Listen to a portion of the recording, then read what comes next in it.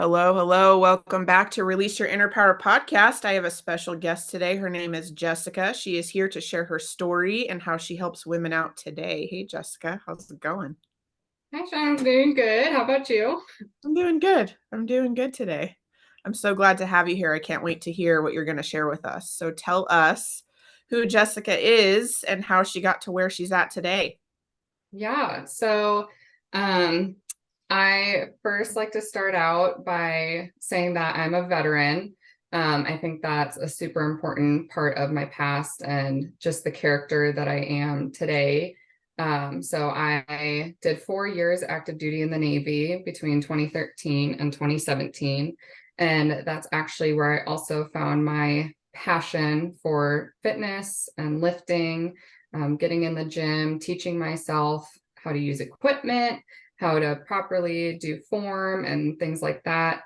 Um, and after I got out, it wasn't until 2021 that I really honed in on following a program, getting strict with my diet, and really getting into fitness in the aspect of seeing bigger changes, I guess, than just doing the same old routine in the gym. I was also preparing for my wedding to my husband, and I was able to get the body of my dreams, if you will, or my goal body before my wedding, which has always been a goal of mine. And I think for many women, that is the one time in their life where they want to look their absolute best. I know women who reminisce on their wedding photos and, think, oh, I can't get back to that. And so I was super happy to get that body. And 2 months after we got married, I ended up pregnant with my son. And so that journey in and of itself was a roller coaster. So going from having your dream body to then feeling like a whale. But I think with pregnancy, it's more accepted. And so you're like, okay, I don't have to suck in. I can kind of be a little more loose with my diet. I tried to be as good with my diet as possible. I did kind of lean into some cravings. I unfortunately was not able to work out and continue lifting. I got COVID at 7 weeks. And so that kind of just put me out for the rest of my pregnancy. I did do physical therapy once a week, and my husband would peel me off the couch to go on walks when possible. Um, and so I had my son in August of 2022, and seeing my body postpartum was a big shock, as to many women, I assume it is. And the one word that throughout my postpartum journey that I continually preach to my clients, to other women, is grace. It takes time. You're breastfeeding. If you're breastfeeding, that's an extra 500 to 700 calories a day that you need to be eating. And obviously you're recovering. You really don't get the quote unquote green light until 6 weeks, which for some women can feel like an eternity. 8 weeks typically if you had a C-section. And so I don't think it was until 6 months that I really got back into the gym. I could kind of work on myself, carve out time for myself again, and just ease back into it. I also stopped breastfeeding around 6 months, so I was able to get back into that calorie deficit, and count my calories and macros again. And so it actually took me until 14 months postpartum, with quote unquote consistent training.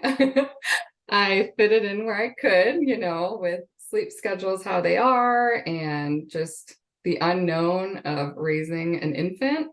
And my diet wasn't super strict, but I was just kind of mindful eating, being cautious or conscious of what I was intaking, cooking every night and making meals at home. And I'm happy to say, proud to say that I got to my pre-wedding weight and body around 14, 15 months, which I didn't even think was possible. Because postpartum, a lot of women told me, well, you probably won't get your body back. And, body positivity to an extent is a great thing, but there's at one point, you don't have to be okay with your postpartum body. And there are ways to get back to before baby as much as possible. Obviously, in the chest area, that is not, without surgery, that's not going back.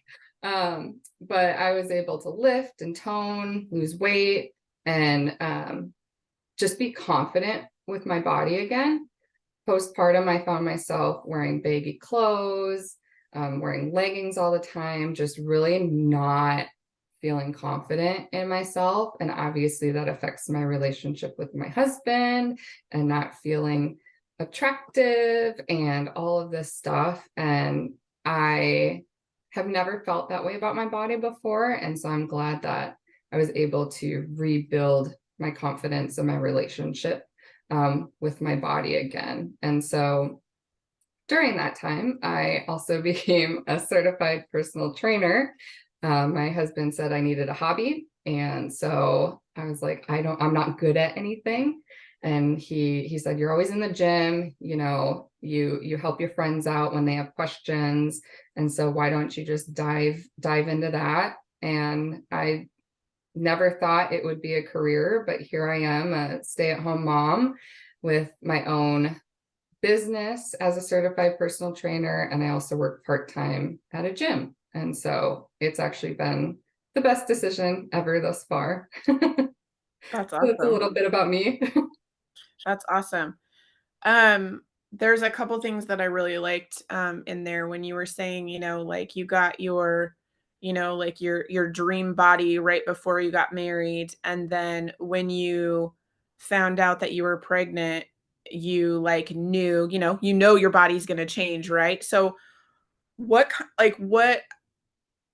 did you do for yourself, like mentally, when you're like, dang, you're not like, dang it, I'm pregnant, because you're excited you're gonna have a Yes. baby. And you're like, oh wait, it's like that afterthought. It's like, oh wait, but my body has to change for this exciting process to happen. So how did you like work through that? Like, what did you do for you while you are, growing this beautiful human inside of you, to knowing that your body is providing for them, but then also being okay with it? I think the biggest thing that I did, my biggest fear was gaining too much weight. And I've seen it time and time again with women. I think as we grew up, it was like eating for two. And in your first trimester, you actually don't have to increase your calories from your maintenance calorie intake. And so I think that was the main thing of like, okay, keep eating the portions you were eating, keep eating the meals you were eating. Obviously, if you're craving something, and even when I'm not pregnant, I will give myself a cheat day during the week, or if we're out to dinner, I'm not restricting anything, because one meal is not going to put me off. And so I think that's important with pregnancy too, is you don't have to be super strict or, I'm going to eat everything organic and natural, because my first trimester with morning sickness, I craved everything from the 90s. I was eating cosmic brownies, nacho cheese dip, Easy Mac, raviolios, like it was disgusting, but the only thing I could keep down at the time. Right. And Right. so I think just again, like you don't have to completely change everything. Yes, you're growing a human, but do your research. So like second trimester, you bump your calories up if you're still counting. If not, I just did intuitive eating. Half the time it was a mind game. When I was pregnant, I never felt hungry. I either felt full or nauseous. Like there was no in between. So it was like constant snacking. And then by the third trimester, it was like, okay, do I prioritize water, baby, food? It all can't fit in there. And so I think just mindful eating. And obviously, every time you check in with I had a midwife or OB, they'll let you know if you're gaining a little too quickly, not enough. And some women, they just don't gain a ton or the average. And that's okay too. Like I've had friends that have had that, and other women, quote unquote, they seem to be gaining a lot, but they actually just have a lot of amniotic fluid. So with pregnancy, everybody's different. Everybody carries differently. Some women get stretch marks easier. Some people get swollen. I thankfully never got swollen or had any of that, but I also just kept moving. That was my biggest thing. I was like, okay, I can't lift. I can't like burn calories.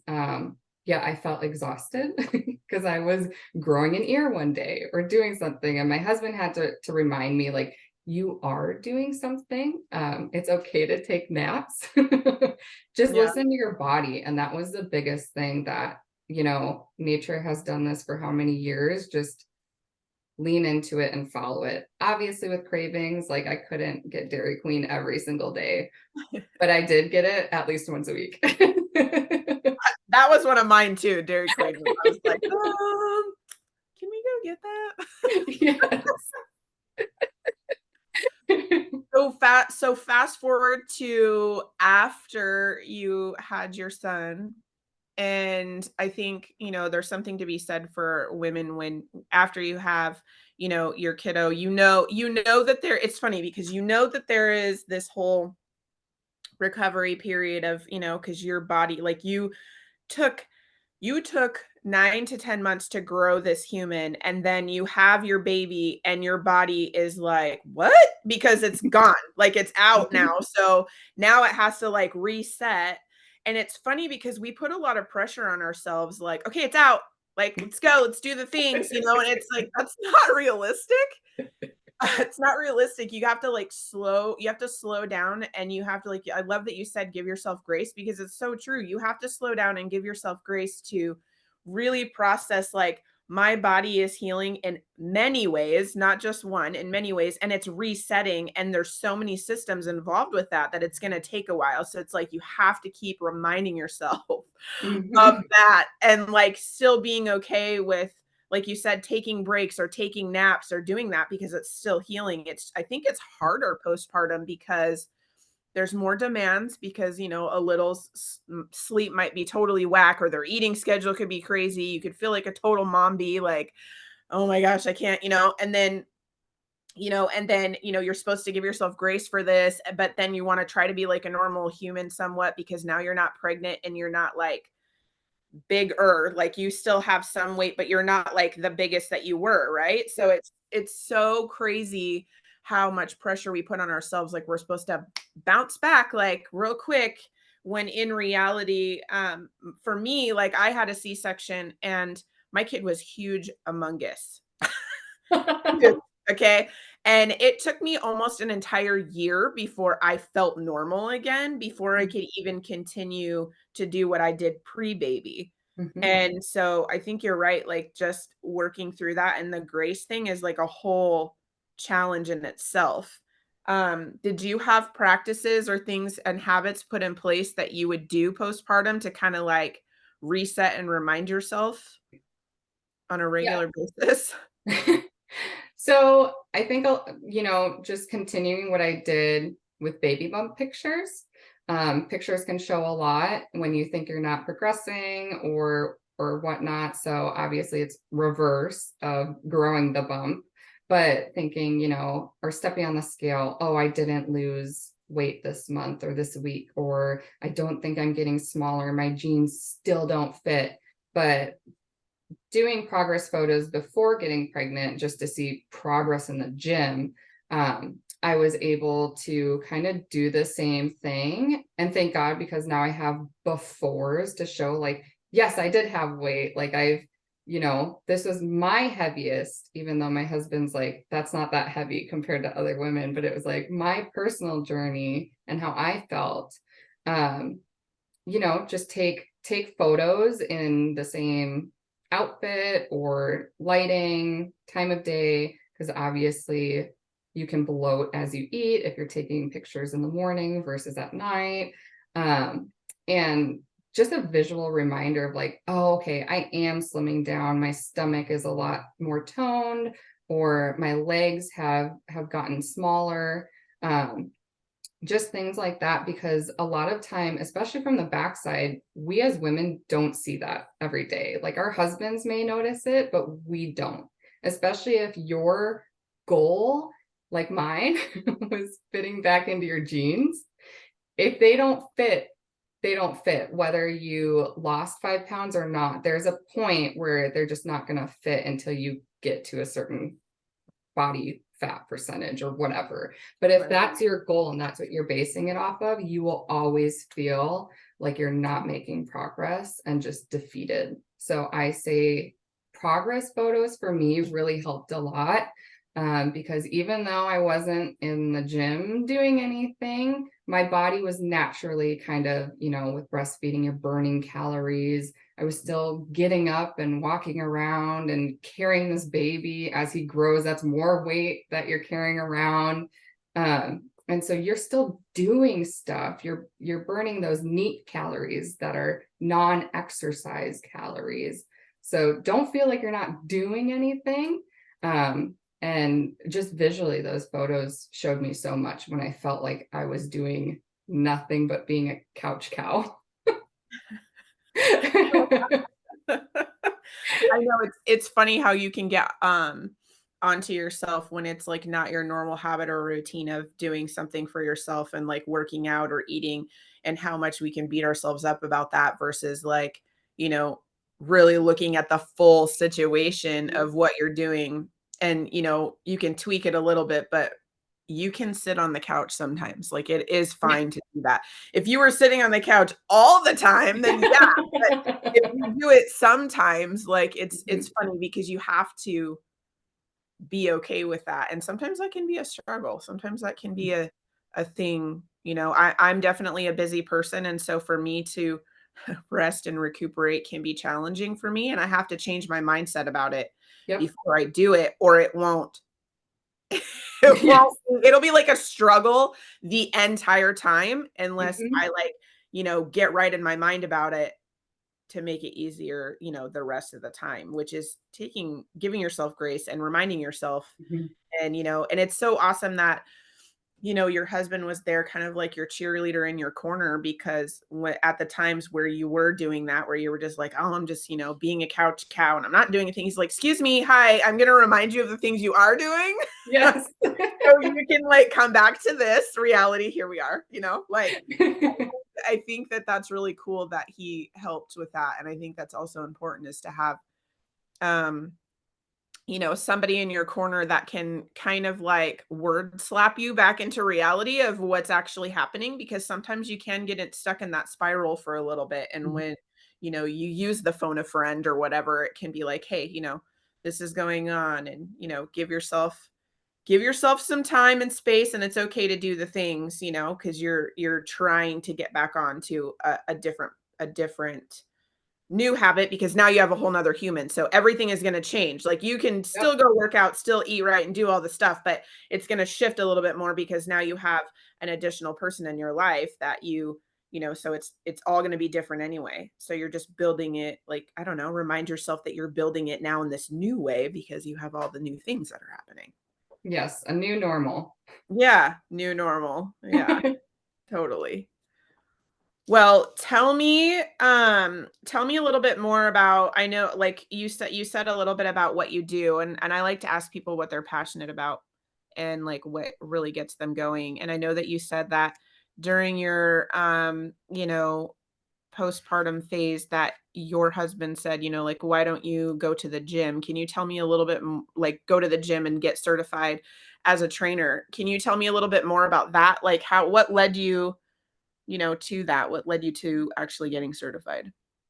I think, I mean, I'm always in the gym, and I felt like I wasn't knowledgeable enough, but I've been doing it since, I don't know, 2015. So I think I've learned a thing or two. And so the certification was kind of just the book knowledge, the I'm official, I know what I'm talking about type of thing. And it was actually super easy to get because a lot of the stuff I just self-taught or read about over the years. And so I just remember when I was first starting out, I couldn't even tell you what amino acids did, protein powder, creatine. I couldn't tell you how to do a perfect squat. I was like typical girl and just using body machines, not touching the free weights. And so when I work out at the gym and I see those women who are not confident walking around the gym, even if it has nothing to do with their body, they're like, oh, that looks interesting, but I'm not going to use it because I don't know how to do it correctly, or everyone's looking at me. Newsflash, nobody cares. Yeah. Nobody cares about you. They're not looking at you. If they are looking at you, they probably need to use your machine and they're just checking to see if you're done yet.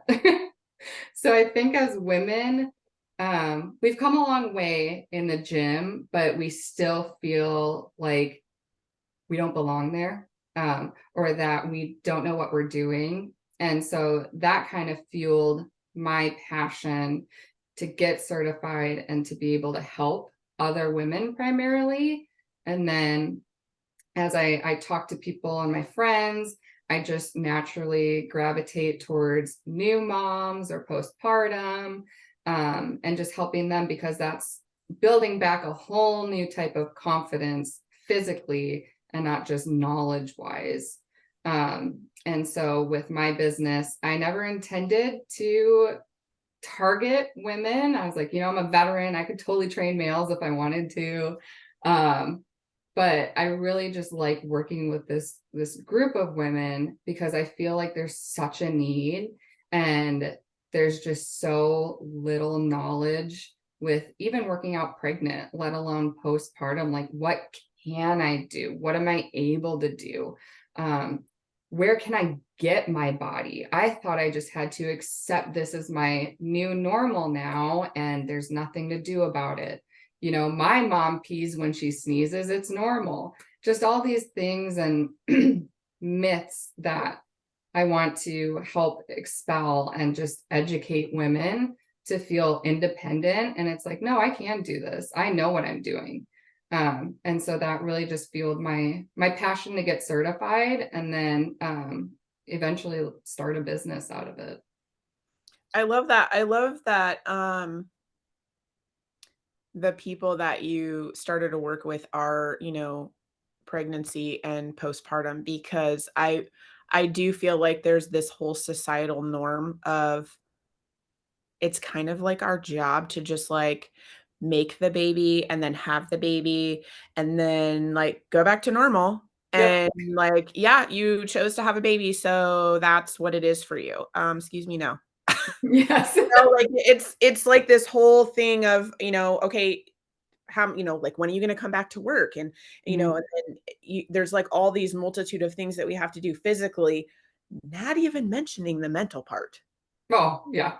The mind game of Oh, postpartum and that's like a whole, pregnancy. yeah, that's like a whole thing. But then you're right. Like, I don't think that there is, I mean, yeah, there's people out there that help and that give you tips and things, and like people like you that have businesses that can help that.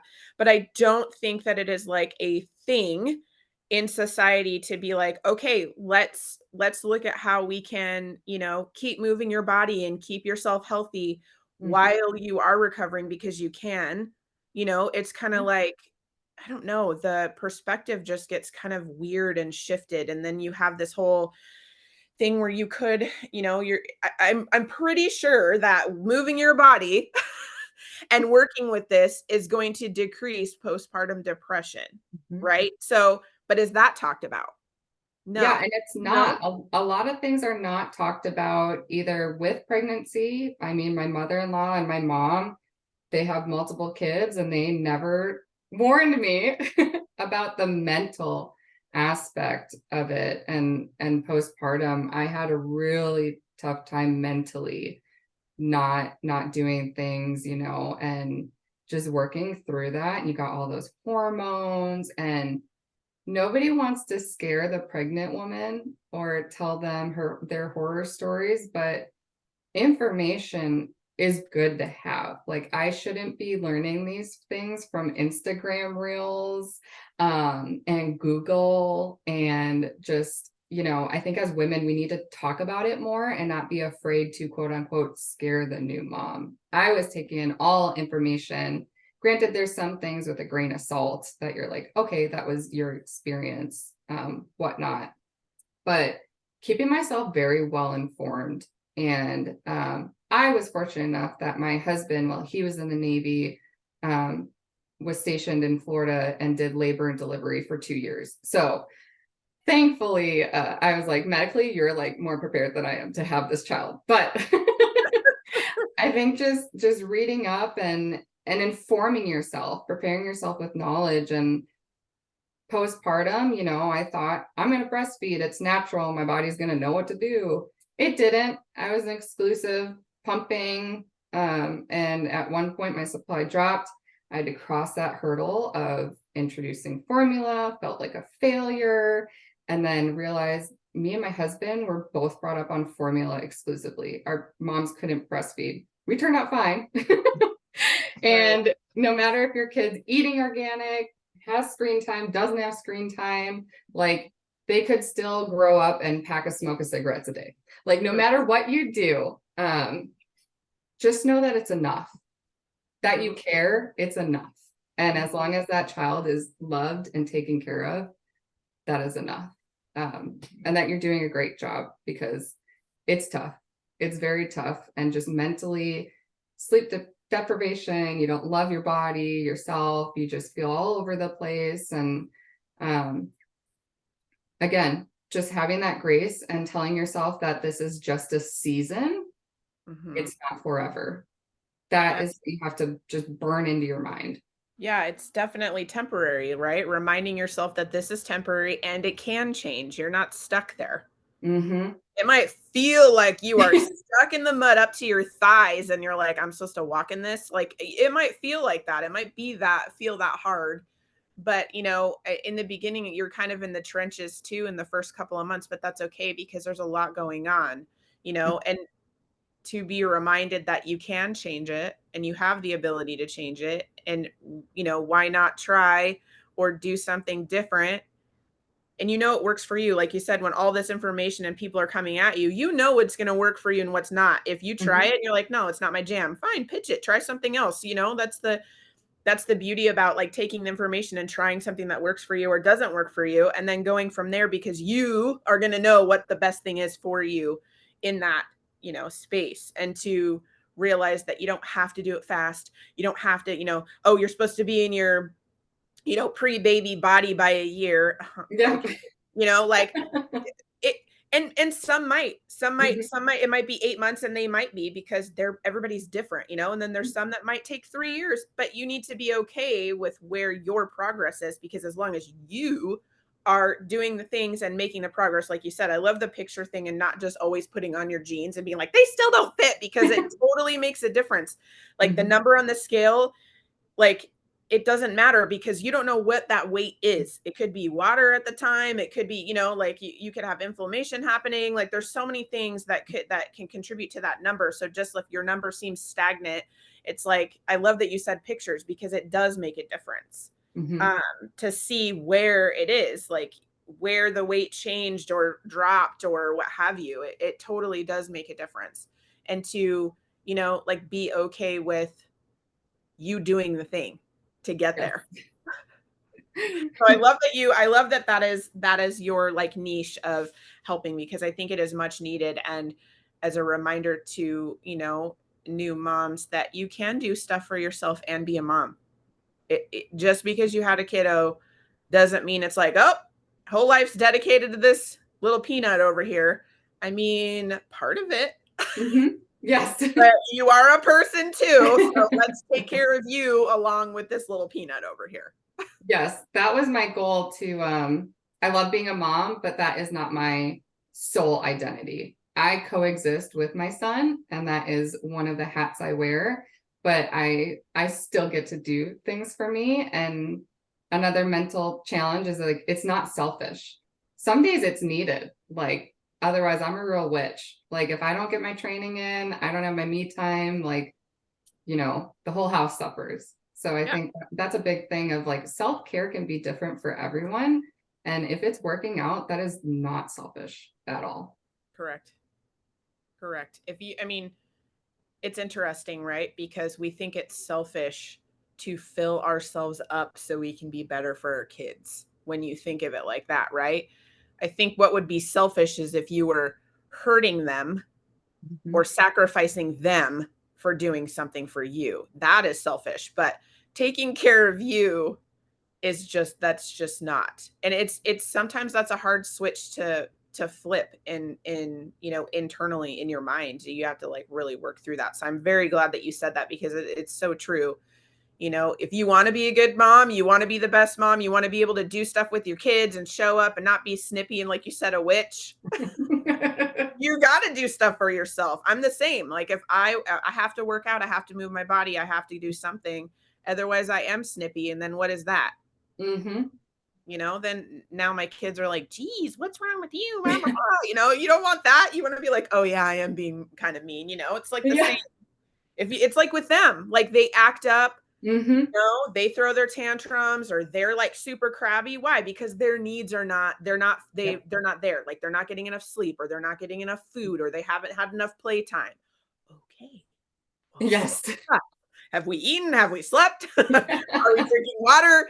Our playtime is whatever. What is that for you? Working out? Is it going on a hike? Is it walking with your friends? Is it just going out to lunch? Whatever that is, we need that too. It's not like that just goes by the wayside just because we're mom. That's crazy. That's crazy town. It needs yes. to, like you said, coexist with your kids.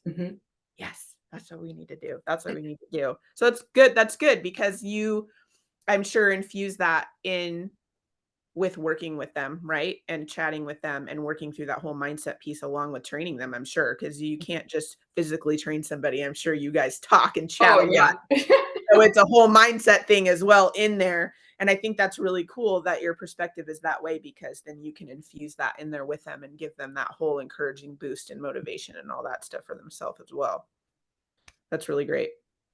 So tell me a little bit, you've kind of answered some of it, but tell me a little bit about like your momhood and what that looks like for you. And then kind of leading into, like you said, your me time and how you get that in, how you make sure that that is a non-negotiable in your life. Yeah. So my momhood, it's come a long way. Obviously when I was pregnant, I always say that I pampered myself a lot more than after Liam was here. And it took a while to be like, okay, no, I still need to do those things. They may look different. So now pampering myself is, taking time to go soak in the tub or give myself a pedicure. Make sure that I am fed, regularly showered, and, just huge thing is open communication with my husband to be like, I need to go train. Is that okay? Like, can you take him? Or just prioritizing to get away to do things. Or can I sit in my office and work on my business or my website or training programs? And, just even getting away sometimes, especially as a quote unquote stay-at-home mom. My husband likes to say, because I do other things, I'm not a traditional stay-at-home mom. But also just like building that network too. I have, let's see, 3 other moms. We have a group chat and our kids are all at varying ages, within months of each other. And we're sprinkled all throughout the country, ironically. So it started just me and my friend, and then her cousin, and then her sister-in-law. And so it's great to have that network to be like, oh, Liam didn't sleep through the night. He's got a fever. What do you guys think? One of them's a pharmacist, so it helps a lot. Oh, good. But just like bouncing off ideas or just venting, like, oh my gosh, my husband, he like didn't unload the dishwasher. What was he thinking? And other moms, especially me and one other mom, were kind of later in the journey of being like, you need to have that open communication. Did you talk with your husband about this? What did he say? And, more than half the time it's like, no, I didn't. I just got angry about it, but he doesn't know I'm angry. Yeah. And so momhood has been a lot of even just improvement on my relationship and my marriage with my husband, because yes, it's momhood, but it's two people, and I'm grateful that it is two happily married people. I didn't have that growing up. My mom was a single mom, and when they were married, they were fighting. And so, taking a lot of what I grew up with and knew that I did not want to have as a parent myself, or raise my child or expose him to. Um, and so that kind of fed into momhood. And I didn't really have a lot of examples of momhood because my sisters and I were 2 years apart from each other. So I didn't really get to see, like, oh, a brand new mom with her baby. How do you interact with it? And so I really just had how my stepmom treated my half siblings when they were born, and how you talk to them, how you change them. Like, that's how I learned a lot of stuff. Or taking care of my nieces when they were born and I was in high school. Um, Momhood is different for a lot of women, but I think for all of us, it's kind of like going through the trenches. Mhm. It's not meant to be easy, otherwise, everyone would be doing it. And I think if someone's ever contemplating, a lot of women that I'm friends with now are on the fence about wanting to become a mom, or is it worth it, or I'm not so sure. And I say, especially just getting pregnant, if you're not 100% on board, adopt. If you don't want to be pregnant, adopt. There's kids out there who want adoption, or you don't even have to have a kid. It's okay. You could be the best aunt in the world. Yeah. I have a sister and sister-in-law, two sister-in-laws that just love on my son and treat him like the world. And that's okay too, to not want to be a mom. You could be a dog mom, whatever. But Yeah. momhood is not for the faint of heart. I'd rather do 4 deployments over again than some of the things I've gone through. It is true. It is true. That's definitely, I like how you said it's like through the trenches, because that's a thing. Like I feel like, and all of our trenches are different, Mhm. and how we get out of them is different. But I love that you said that you have a group of people, because I think it is important to have some kind of a system or some people in your life that you can, get advice from or talk to or hear it or what have you, that can help you through that, because sometimes you do need somebody reaching down into the trench and helping you out. Like, Yep. it doesn't always have to be, you getting out of that by yourself. Like, there can be multiple people. It doesn't even just have to be one, right? So I really like that you said that you have a group of people that you guys talk with and bounce ideas around, because I think that that also alleviates a lot of stress and expectation on yourself, because you're more open to receiving those things, and just really, connecting and not being alone and being heard, and then, getting the help that you need. So that's really cool. I'm glad that you shared that. If moms want, or women want to work with you, how do they how do you do that? Like, is it only in person? Do you have virtual things? Give me a little background on that type of situation. Yeah, so I train moms out of my own home gym here in Monroe, Washington. I also train moms and friends virtually. And so I prescribe them a monthly program for working out with whatever equipment they have available to them, however many times during the week they want to work out. And I would check in with them once a week. Hey, how are things going? How did you like these workouts? How was the weights, the reps, yada, yada. And then new in 2024, I am actually expanding my business to offer virtual training sessions. And so it'll be a video call, one-on-one. I'm there to check your form, accountability purposes, knowing that someone's going to show up and just really help moms schedule time, make sure that it gets done, because we deprioritize it all the time. It gets kicked down the line and then just never get around to it. And then for moms or women in general, local to the Monroe proper area, I am going to do in-person training at your house. So I will bring dumbbells, kettlebell, exercise ball, bands, you name it, to get our workouts done. And those two new options I came about because I asked a group of moms, would this be appealing to you? Yay or nay? Why? And, a lot of them said accountability. I just don't have the motivation myself to do it. I don't have the time, or, I got to load up my kids, go to the gym, have childcare. I just don't have that. But if they're just playing in your living room, like I can just train you right there. I've done it before. Or I can pet your dog while I'm training you. I'm very versatile, very flexible. And for a lot of women, it's nice to have that private environment where it's just us. And again, it's your you time.